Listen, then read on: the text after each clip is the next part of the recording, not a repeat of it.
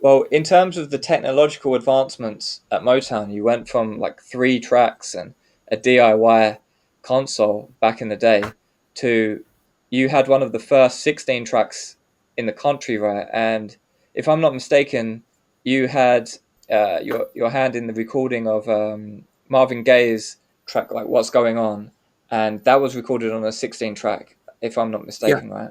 Nice. You because that has like lots of overdubs and it's a lot more complex in terms of the recording. What was your perspective on what 16 track enabled you to do back then?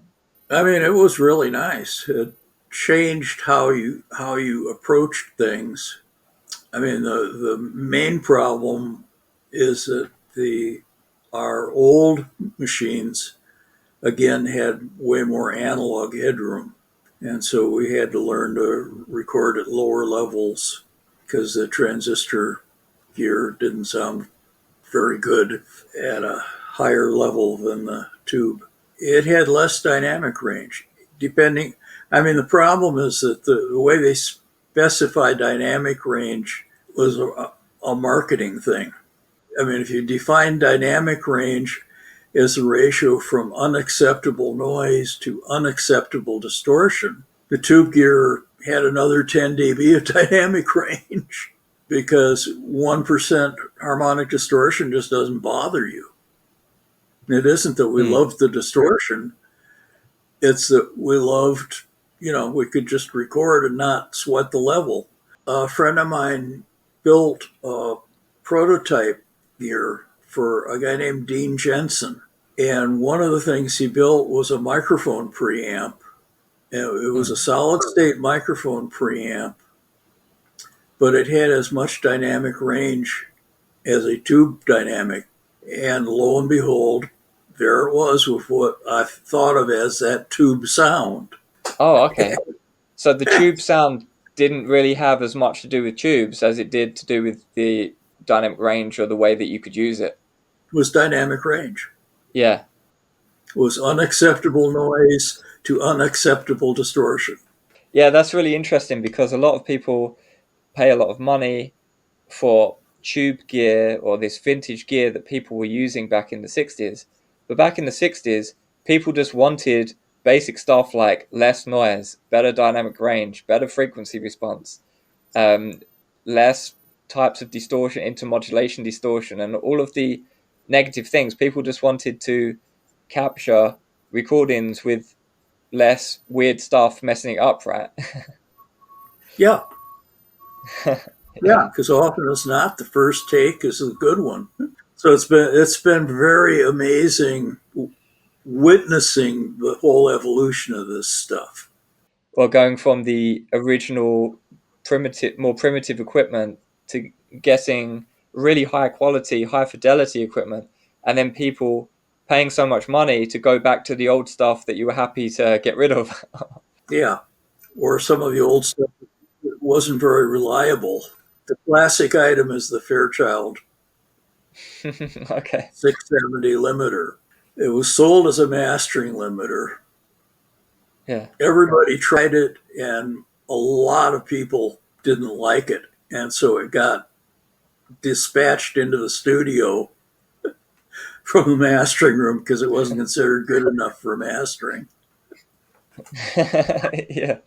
And now people are paying like a crazy, crazy amounts of money Yeah, to get hold of those things now. But back then, you didn't yeah, even want them. You chucked them out the yeah. mastering room And and put them we into the we other room.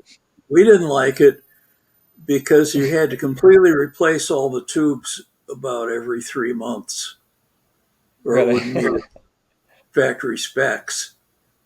I mean, Yeah. just 8 tubes.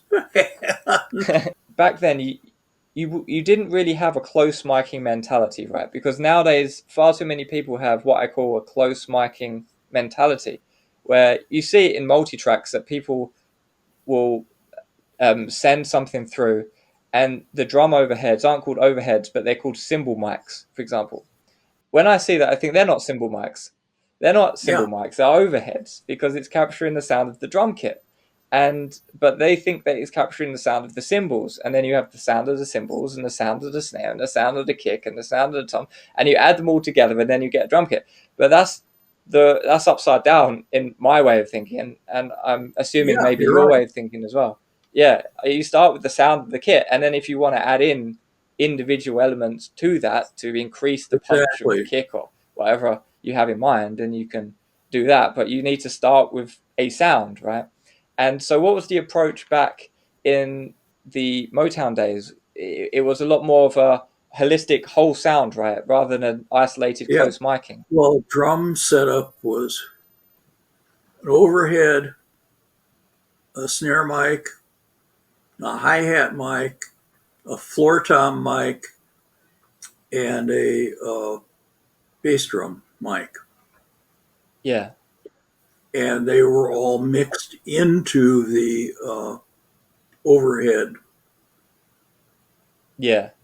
So you start or with the overhead, and yeah, that's the sound, and then yeah. you mix in the spot, and that's exactly how I approach mixing when I mix today. But far too many people I see start with the kick drum, then the snare drum, then the whatever else, and then the last thing that they mix in is a tiny bit of the overheads just to give a bit of sizzle of the cymbals. And by that time, I think it sounds all a bit too unnatural for me. Oh God, I don't know. One thing we did. I mean, originally the only thing we separated was the bass drum on its own track. And that was simply because it was considered important. And then later on, we would put the snare on its own track, and then everything else either in mono or later on in stereo. Well, the recording console had six inputs, and this is all the way to 16 track. We had six inputs on the Hmm. recording console, eight uh, homemade mic preamps that Oh weren't in wow, the console, but we could use, hmm. and Ampex mixer and an Altic mixer. Nice. There were four inputs each. Listening to those Motown records, the bass is really a standout part of it as well. Like everything is fantastic, Yeah. like of course, but I mean, especially for me, when I listen to them, I listen to the bass and think, wow, like there's something very special happening there. But what you're saying is that what the special thing that was happening was the bass player, and there was no special secret stuff happening with the recording technology. You were just plugging it in, right? Well, we were plugging it in, but they were hearing themselves on a studio monitor and not an amp. Yeah, so they're hearing it how it sounds in the record. So they're hearing that, and that completely changed their touch. Technique is such an important piece of the puzzle that I think people get carried away with this microphone and that microphone and well, if I just get a bunch of like Neumann KM86s and I'm going to sound like Marvin Gaye or something, but it's like, well, I think there's more to it than that, right? Yeah. Well, I mean, we were real into Neumanns, but the reason we were real into Neumanns was because they were less prone to sibilance. Oh, really? It's And interesting. that was a big, I mean, sibilance and pops were the two big problems Hmm. for vinyl. Yeah, for And, vinyl especially. Yeah. and if you had a breath pop or sibilance, you could wind up with a take that you couldn't use that was the best performance. So we had to learn how to not pop, which interestingly, you can teach a singer just having them say pop, pop, move their hand around, and they can find exactly where to put the microphone.